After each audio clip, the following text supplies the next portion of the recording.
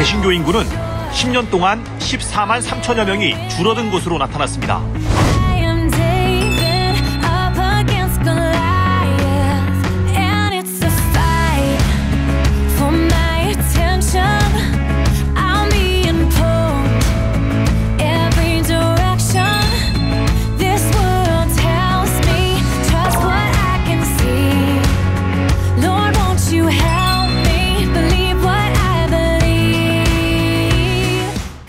교회 성도들을 대상으로 한 설문조사를 보니까요. 교회를 옮기는 것에 대해 한 번이라도 생각해 본 적이 있다고 대답한 분들이 무려 62.2%라고 합니다. 꽤 높은 수치죠. 사실은 교회 이동 이야기만 들어도 목회자로서 가슴이 철렁 내려앉는 주제입니다. 목사님에게는 또 민감한 주제일 수 있겠네요. 예.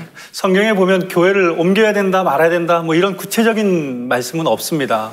그러나 교회가 굉장히 중요한 공동체라는 것을 우리에게 말하고 있기 때문에 교회를 옮기는 것, 뭐 이것에 대해서 뭐 일부러 권하거나 그것이 좋다 말씀하지는 않죠.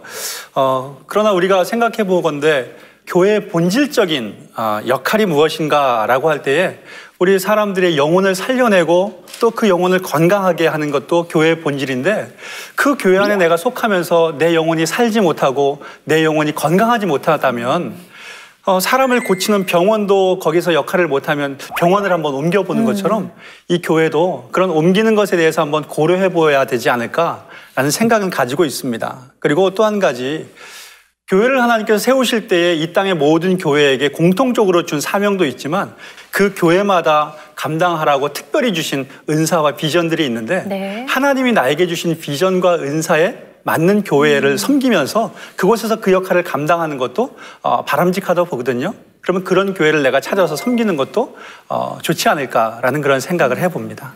첫 번째 교회는 제가 이제 여의도에 있는 큰 대형 교회를 다녔었고요. 그 다음에 이제 연예인이 되면서 그러니까 연예인들이 함께 이제 예배할 수 있는 곳이 있다고 해서 알아보니까 이제 온누리교회에서 네. 함께 이렇게 연예인들이 예배도 드리고 공부도 할 수 있는 그런 공간이 있어서 오게 됐고요. 그러다 한 5년 전에는 이제 어머니께서 이제 개척을 하셨어요, 교회가. 네. 그래서 자연적으로 가족들이 이제 개척교회로 네. 어머니 교회로 이제 가게 됐어요. 사실 이제 대형 교회에 있다 보니까 이제 예배만 드리고 예배 끝나면 집으로 돌아가고 그런 게 좀 안타까운 것 같고, 근데 연예인들이 이제 모여서 함께 성경 공부도 하고 서로 이제 고민도 나누고 예배도 드리다 보니까 뭔가 이렇게 하나 되는 마음이 더 들더라고요. 네. 또 서로 간에 이제 연예인들끼리 기도 제목도 나눌 수가 있고. 잘 나눌 수 있고. 그래서 이제 사실 온누리교회로 오게 됐었죠. 네. 그러니까 특별한 이유가 아니면 그냥 한 교회에 있는 게 좋다라는 생각이네요. 교수님. 네, 교회 옮기는 거 안 좋다고 생각합니다. 네.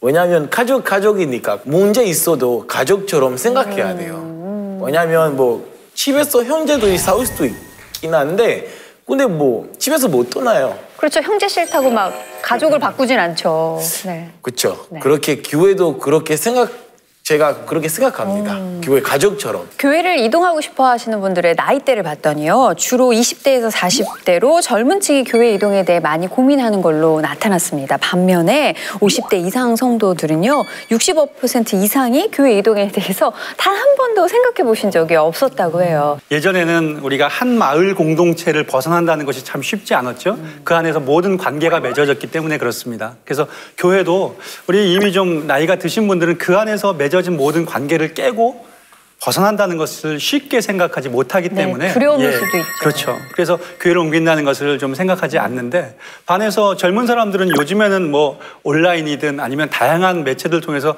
오픈되거든요. 네. 또 관계가 옮겨져도 그곳에서 또 쉽게 맺을 수 있는 기회를 얻는다고 생각하기 때문에 교회를 옮긴다고 보고요. 또 한 가지는 예전에 우리 어르신들 같은 경우는 나보다는 우리 공동체가 평안한 것을 더욱더 추구하고 또 그것을 더 우선적인 가치로 생각하시는 거죠. 그런데 요즘에 우리 젊은이들 같은 경우는 물론 공동체도 중요하게 여기지만 일단은 내가 먼저 바로 서야 된다. 또 내 우선적인 생각을 하는 것들이 좀 많아지다 보니까 교회도 나를 위해서 좀 옮기는 것이 좋지 않겠나라고 먼저 생각하는 것 같습니다.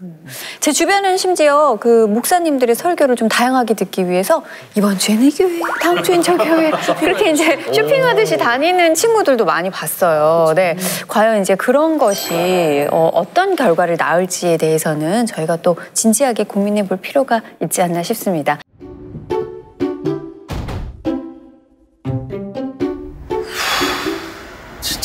너무 힘들다.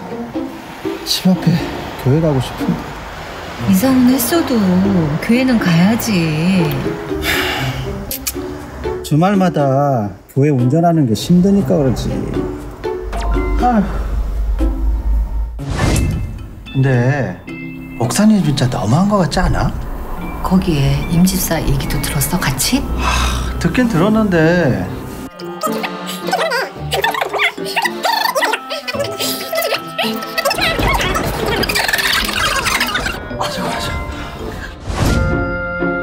그 크신 하나님의 사랑 위에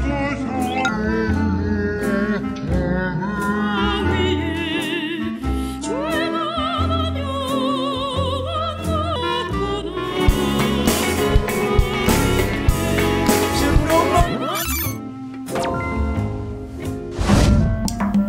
애들은 커가는데 이대로 놔둬도 될까 싶어. 여긴 유년부가 없으니까. 그래? 아, 큰 교회에서는 뭐 애들 성경학교다, 또 영어 프로그램이다, 뭐 이것저것 많은데. 교회가 무슨 학원도 아닌데 괜찮아? 아, 지금 한참 중요한 시기인데 여기서는 좀. 제가 한국에 처음에 왔을 때 교회 들어가다가 사람들이 외국인 왔다. 너무 관심이 너무 많아. 어디서 왔어? 공부해서 왔어? 완전 잘생겼다. 여자친구 있냐? 나이가 어떻게 되냐? 가족이 어떻게? 보고 싶겠다. 그런 건데 2주 동안 다니다가 사람들이 얘기도 안 하고 얘기하고 싶어도 그냥 시간이 없는 거예요. 아, 너무 교제가 없었군요, 서로. 교제가 없어요. 다들 뭐 전도사님이나 목사님 다들 바빠요. 근데 우리나라 같은 경우에는 교회 가면 목사님이 언제든지 만나고 싶으면 만날 수 있어요. 근데 한국에서는 좀 안 돼요. 목사님을 매일 먼 발치에서 많이 바라보죠. 목사님이 너무 네. 바쁘시고 사무실에 계시고 뭔가 관계가 너무 멀어지고 저도 교회 가도 너무 외롭고. 사실 이제 제가 다니는 교회가 이제 어머님 그 개척 교회이기 때문에 규모가 작잖아요. 성도님들도 사실 많지는 않기 때문에 지금 유년기는 괜찮은데 내년에 초등학생이 되거든요. 이제 초등학생이 되다 보면 이제 초등교육을 받고 신앙 교육을 이제 뭔가 집중적으로 이제부터 시작을 해야 될 나이인데 아직 그런 체계적으로 그 초등 신앙 교육이 안 돼 있으니까 거기서 오는 지금 갈등이 솔직히 제가 있거든요. 근데 또 장남이다 보니까. 네. 교회에서 또 교회를 도와드리고 해야 되는 그런 여러 가지 입장이 이렇게 얽히고 설키다 보니까 사실 좀 힘든 거예요. 근데 자녀를 또 생각하면 아이들의 신앙 교육을 위해서는 좀 더 봉사자도 많고 그쵸. 이런 뭐 아이 프로그램이 교육이 좀 잘 돼 있는 시스템이 잘 돼 있는 교회로 옮겨 보면 어떨까라는 게 솔직한 저의 지금 심정입니다. 솔직히.